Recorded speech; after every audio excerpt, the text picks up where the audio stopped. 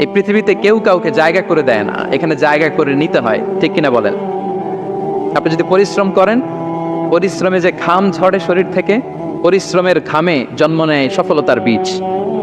আপনি যখন হাড় ভাঙ্গা পরিশ্রম করবেন, এই পরিশ্রমের যে লোনা পানি বেরোবে, যে ঘাম বেরোবে, এই ঘামেই জন্ম নেয় সফলতার বীজ।